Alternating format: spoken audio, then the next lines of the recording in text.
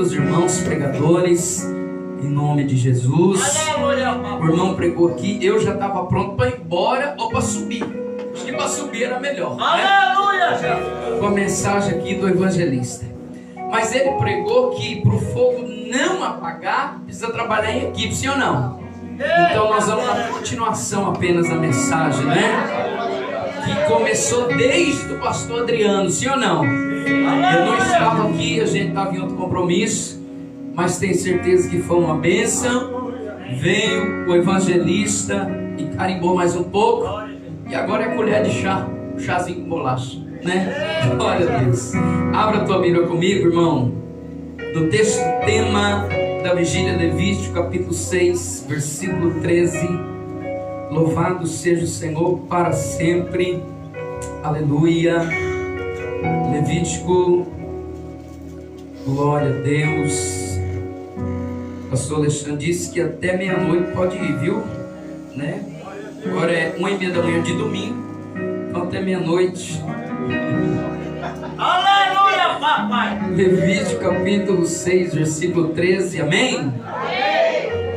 Diz assim: o fogo deverá sempre queimar sobre o altar, nunca se apagará. Ou o fogo arderá continuamente sobre o altar, não se apagará. Amém? Feche seus olhos mais uma vez. Pai celestial e soberano Deus, a tua palavra foi lida mais uma vez esta noite, e ela por si só é viva e eficaz e mais penetrante que espada qualquer de dois gumes. Mas eu quero te pedir, Senhor, nos revela a tua vontade. Usa-me como um farol, e que os teus sinais venham confirmar a tua palavra, e que toda honra, toda glória seja dada a ti para sempre. Cerca, Senhor, este lugar com fogo, meu Deus querido, do lado de dentro, e que o Senhor venha pôr os seus anjos do lado de fora, meu Deus querido, para guardar, Senhor, mais um pouco. Enquanto o teu povo está aqui dentro, guarda os carros que estão lá fora, guarda todo aquele que estiver pelas ruas dessa cidade. Meu Deus querido, que a tua mão, Pai, possa livrar até os teus filhos chegar, Senhor, cada um à sua casa, em o nome de Jesus, amém. Glória a Deus. Podeis assentar em nome de Jesus. Como muito bem explanou aqui o evangelista Valdinei acerca do costume da liturgia da época do sacerdócio, a qual o Senhor escolheu os levitas para cuidarem de tudo aquilo que se referia à obra de Deus, se referia ao tabernáculo, se referia até mesmo ao pátio do altar do Senhor. E então, quando nós olhamos para o texto, para o capítulo 6, para o início, como foi dito, e vale lembrar que quando os sacerdotes iam preparar o altar e cuidar do altar, eles não iam de qualquer maneira, mas eles tinham vestimentas especiais. Eles tinham que fazer das maneiras ordenadas por Moisés. Eles tinham que fazer da maneira tudo correta, conforme deveria ser feito. Senão lá no final, lá no sacrifício, desde o começo tinha uma liturgia, desde o início tinha norma, tinha regra. Então se lá no início não começasse da maneira que Deus havia ordenado, quando o sacrifício subisse, a fumaça do animal ali sendo queimado subisse, Deus não recebia. Muitas vezes nem tanto porque o animal estava impuro, ou porque Deus não gostou do animal, preferia outro, não, mas às vezes porque lá no início começou errado, porque para que Elias pudesse clamar e Deus responder, primeiro teve que destruir o altar que estava ali, teve que reconstruir o altar, teve que escolher o animal certo, teve que molhar, porque Deus não faz coisa pequena, o que Deus faz é coisa grande. Teve que encharcar tudo de água. Deus não ia mandar um foguinho, não. Deus manda fogo, é com vontade. Então tudo isso, irmão, tinha uma liturgia, tinha uma norma, tinha um processo. E então havia esses grupos, como foi dito, cada um ia revezando de maneira sincronizada, de maneira corretíssima, assim como está acontecendo no dia de hoje. Começou às 19 ou 19h30. Começou os irmãos louvando. Veio os que pregaram primeiro, aqueles que deram a palavra.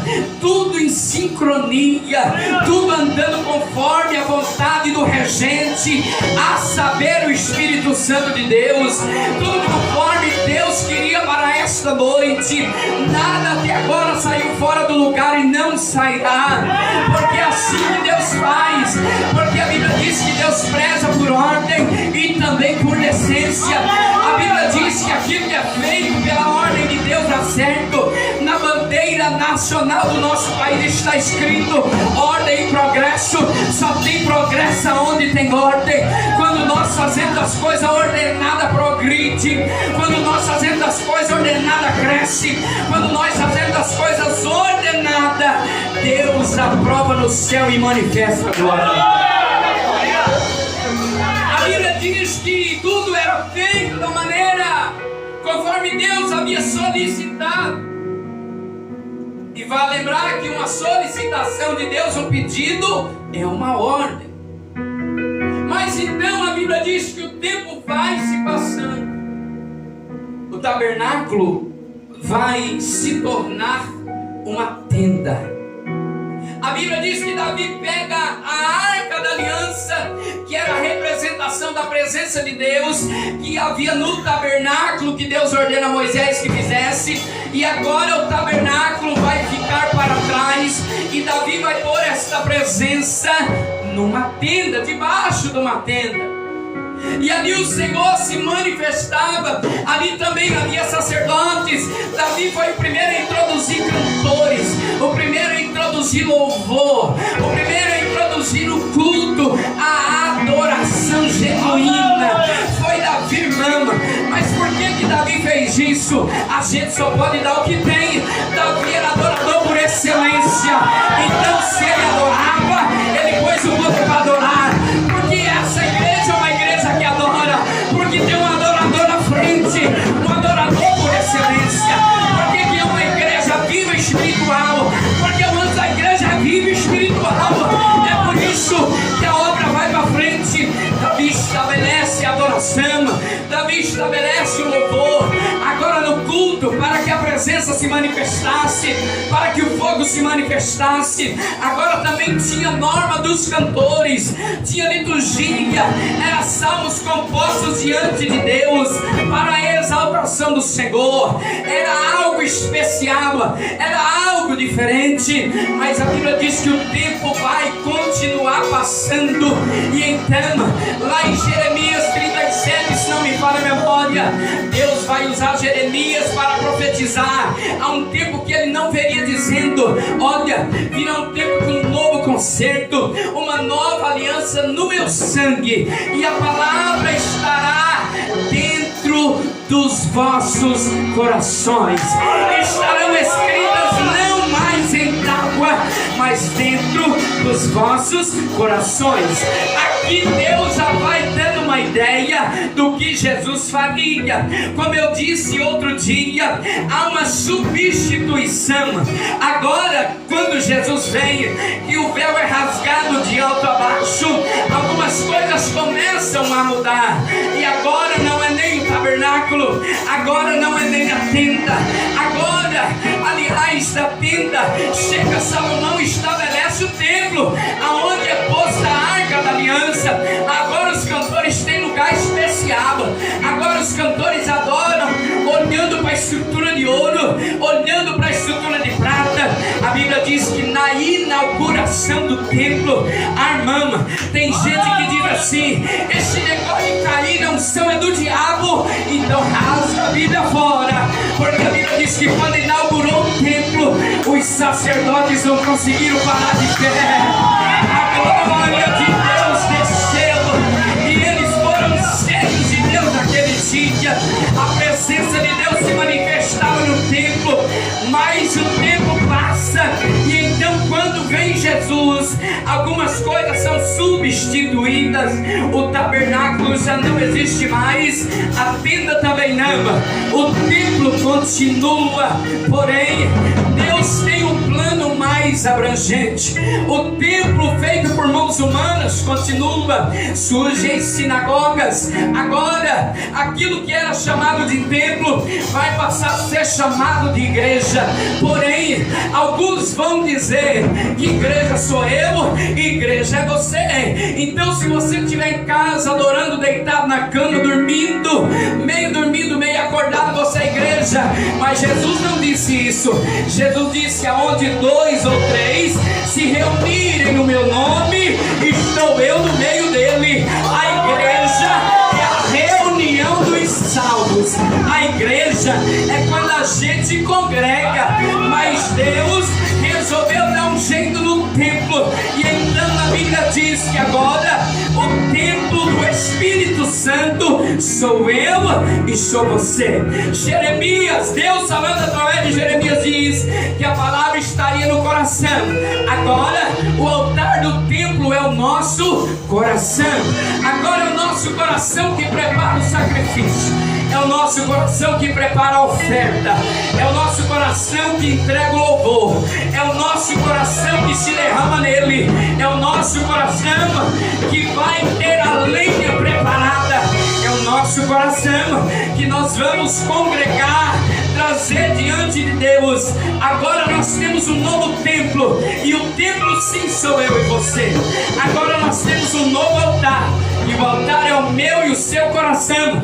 Mas lá no início do texto a Bíblia diz que o fogo não cessaria, não deveria se apagar. O fogo não deveria. Elias, sabendo disso, mostrou mais uma vez que o nosso Deus é um Deus de fogo, e o fogo se manifesta. A Bíblia diz: outros vão profetizar dizendo que Deus também é fogo consumidor, Deus também é fogo abrasador. A Bíblia diz que as nossas obras passarão pelo fogo. Aquele que for de madeira vai queimar, o que for de palha vai queimar, mas o que for de ouro vai permanecer. Agora nós temos o templo, nós temos o altar, mas a pergunta é: onde está o fogo? Porque tudo aquilo no Antigo Testamento que é perpétuo ou é para sempre, ele passou também para o Novo Testamento. Se é para sempre, não pode ser revogado. O sacrifício era mandamento perpétuo. Deus continua aceitando o sacrifício, mas não é animal, é sacrifício de louvor, é sacrifício vivo. A nossa vida é quando o entregamos ao Senhor. Mas agora está faltando fogo. Se o fogo foi dito por Deus que não era para se apagar, onde é que está o fogo no decorrer dos anos? Onde é que está o fogo com o passar do tempo? Onde é que está o fogo? A Bíblia diz que vai haver no Novo Testamento o último e maior dos profetas. A Bíblia diz que Jesus vai olhar para os seus discípulos e perguntar: o que vocês foram procurar no deserto? Um profeta? Porque se vocês foram procurar, vocês acertaram. Porque nascido de mulher, não há maior profeta do que João. João Batista, ele foi o maior, porque ele antecedeu a Cristo. Se Jesus voltar no nosso tempo, nós seremos a maior igreja de toda a história. Então, a Bíblia diz que João Batista, enquanto está batizando no Jordão, ele vai dizer para aqueles que estavam ali: eu vos batizo com água, mas virá um que é maior do que eu, que vos batizará com o Espírito Santo e com fogo. Fogo, fogo. O fogo arderá continuamente sobre o altar. Quem faz o coração pegar fogo é o Espírito Santo. Quem batiza com fogo é o Espírito Santo. Por que o Espírito Santo não veio sozinho? Porque havia uma promessa: o fogo tem que continuar. Então a Bíblia diz em Atos capítulo 2 que vai haver um acontecimento. O povo está reunido há alguns dias, uma vigília que se estendeu. A Bíblia diz cerca de 10 dias de oração. Eram 500, porém 300 480 desistiram, 120 continuaram na vigília, 120 continuaram buscando, 120 entenderam que era Pedro, 120 entenderam que o seu coração era altar, 120 entenderam que a oração é a lenha, 120 entenderam que quem manda fogo é Deus, 120 entenderam e eles estavam buscando. E em Atos capítulo 2, a Bíblia diz que houve-se um vento veemente, a Bíblia diz que houve um som, a Bíblia diz que então o Espírito Santo desceu e se viram línguas como de fogo, de fogo, de fogo, de fogo, porque o fogo arderá continuamente sobre o altar. Desceram línguas como que de fogo, e então ninguém entendeu o que eles estavam falando. A Bíblia diz que Deus vai fazer um mover e vai dar uma interpretação generalizada. A Bíblia diz que cada um de outra nação que estava ali ouviam na sua língua nativa. Agora preste atenção, alguns vai dizer que o que eles falaram não eram línguas estranhas, mas eram idiomas. Pedro, a Bíblia diz que ele não tinha estudo. Como é que ele vai falar idioma? Aonde que ele vai aprender isso? A Bíblia diz que eles vão falar em línguas estranhas e cada um interpreta na sua língua nativa. Agora entenda isso, se nós formos fazer um curso de inglês, nós vamos aprender o inglês americano, possivelmente. Esse inglês americano, quando a gente chega nos Estados Unidos, o americano olha para nós falando inglês e diz: é brasileiro, né? Ah, que legal, eu desconfiei. É estrangeiro, mas a gente não fez aula? Fez. Porém, a língua nativa é o que se fala no meio da comunidade. Nós somos interioranos. Quando alguém sai de Curitiba, da capital, e diz assim: eu vou lá pro interior do Paraná, se ele vir para cá e encontrar um comerciante que não fala uma porta bem aportada, que não fala um cianorte, ele não vai dizer que encontrou alguém que mora aqui, porque não conheceu a língua nativa. A língua nativa é algo íntimo. A língua nativa é língua que se aprende de berço. A língua nativa é algo que é peculiar. Quando aquele povo, cada um ouve na sua língua nativa, era Deus dizendo para eles: eu conheço vocês desde pequeno, eu conheço a vida de vocês, eu sei onde vocês moram, eu conheço seus pais. Deus fez uma interpretação generalizada para que eles pudessem entender que Deus é um Deus de fogo. A Bíblia diz então que a partir daí muitos povos são batizados com o Espírito Santo. Por quê? Para que o fogo não deixe de apagar. Toda vez que você vê um crente cheio do Espírito Santo, toda vez que você vê um crente entrando no mistério, toda vez que você vê um crente embriagado do Espírito, nunca se esqueça que é o fogo de Deus ardendo, é o fogo de Deus ardendo, é o fogo de Deus sobre o altar, é o fogo de Deus sobre a vida, porque o fogo não cessará nunca mais.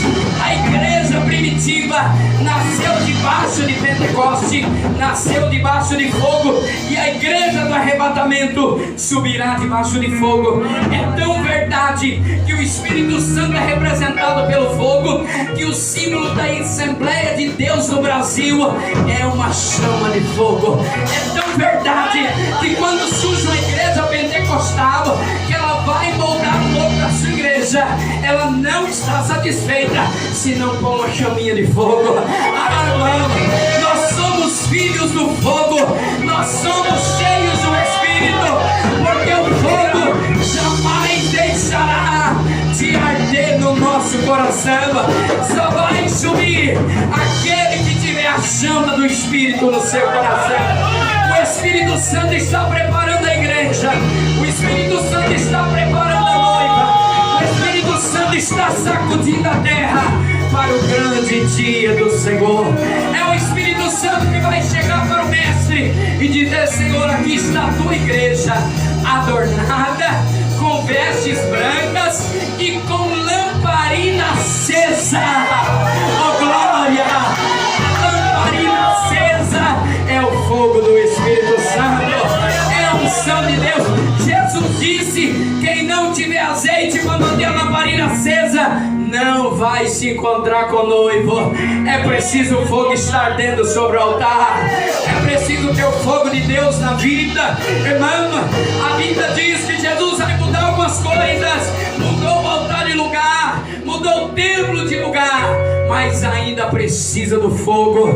Precisamos ainda viver debaixo do fogo do Espírito, porque é o fogo do Espírito que nos impede de pecar. Quando você está para fazer algo errado, quando você está para tomar uma decisão errada e você sente o seu coração queimar, acelerar, isso é o fogo do Espírito Santo. Quando você sente a sua mama começar a formigar, é o fogo do Espírito Santo. Quando você sente a tua boca com vontade de glorificar, é o fogo do Espírito Santo.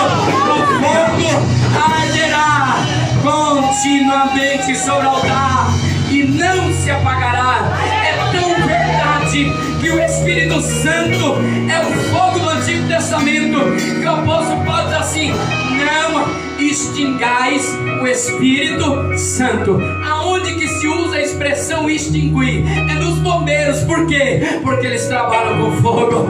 Não apagueis o Espírito Santo, porque ele é fogo de Deus.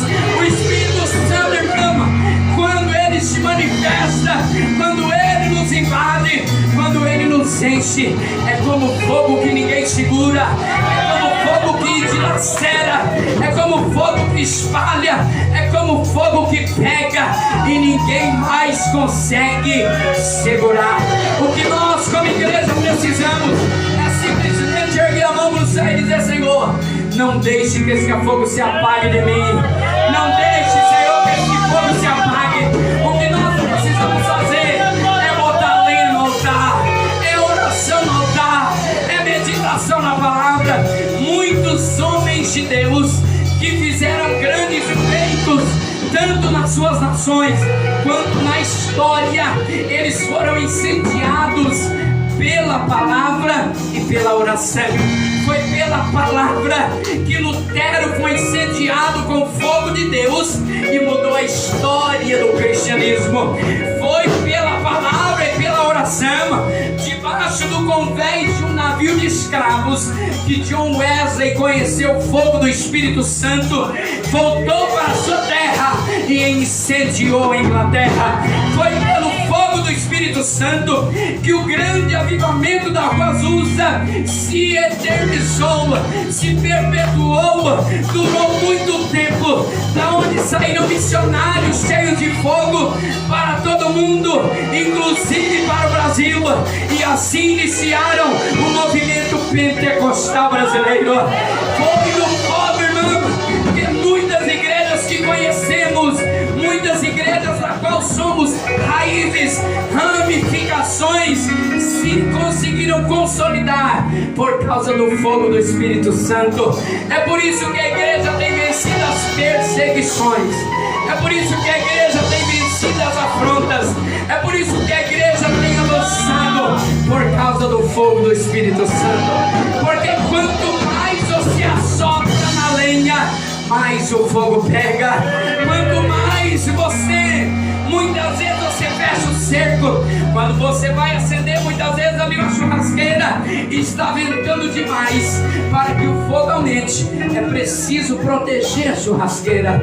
Chega dois varões galileus e um fala assim pro outro: segura aí pro vento não entrar. E ele protege, e o outro dá um jeito de soprar com a tampa, com o ventilador, com alguma coisa. De repente o fogo pega e nada mais apaga. Irmã, quanto mais aperta a igreja, mais o fogo de Deus desce. Quanto mais aperta a igreja, mais a tenda espalha. Quanto mais aperta a igreja, mais Deus levanta a gente cheio do Espírito Santo e cheia do fogo de Deus. A promessa está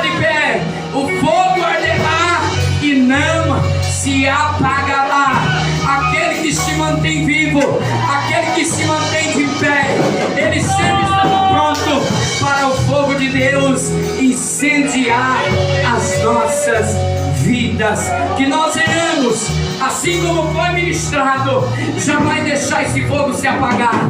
O nosso papel é manter o altar consertado, é manter o altar inteiro, é manter o altar limpo, para que a lenha ache lugar, para que a lenha não se misture com a sujeira da cinza, para que a lenha não se torne ineficaz, para que a lenha ela fique pronta para receber o fogo do Espírito Santo. John Wesley um dia escreveu: ou coloque fogo no seu sermão, ou põe o seu sermão no fogo. É o fogo, irmã, que tem trazido a igreja até aqui. É o fogo de Deus que tem nos mantido vivos na sua presença até agora. Que venhamos ser altar de Deus, que venhamos ser templo de Deus, e que venhamos almejar receber o fogo do Espírito Santo. Se põe fé em nome de Jesus. Aleluia. Você vai estar abençoado, você vai estar chacoalhado por Deus, você vai estar com a lenha preparada, você vai estar com o altar aceso, você vai estar com o templo limpo. Basta que você venha dizer: Senhor, eu quero não ser cheio apenas, mas eu quero viver cheio do Espírito Santo, viver cheio do fogo, viver cheio de Ti, porque o fogo de Deus não é só para o culto, o fogo de Deus é para toda a vida. Os sacerdotes era todo dia acendendo fogo, era todo dia da semana botando lenha. O fogo do Espírito é para todos os dias da nossa vida. Feche os seus olhos, põe a mão no seu coração agora e diga: Senhor, eu preciso do seu fogo. Senhor, me enche, Senhor, do fogo do Espírito. Senhor, eu preciso de Ti, Pai. Senhor, eu quero andar debaixo do fogo do Espírito Santo. Põe a mão no seu coração. Pai celestial e soberano Deus, a Tua igreja, Pai, reunida, meu Deus, perseverante até essa hora, já foi cheia, já foi renovada, já foi preparada, já foi sacudida, já foi transformada, já foi, Senhor, derramada, meu Deus, o Teu Espírito sobre ela. Mas eu quero Te pedir nessa noite que esse fogo permaneça, que esse fogo avance, que esse fogo continue, que esse fogo transforme, que esse fogo cure, que esse fogo renove, que esse fogo, Senhor, capacite, que esse fogo prepare, que esse fogo envie os Teus filhos. Meu Deus, em nome de Jesus, que a partir de hoje sejam jovens cheios do fogo, sejam mulheres cheias do fogo, sejam homens cheios do fogo, sejam obreiros cheios do fogo, seja alguém da sociedade cheio do fogo, professora cheio do fogo, pedreiro cheio do fogo, funcionário cheio do fogo, para que Deus venha incendiar essa terra do Teu Espírito.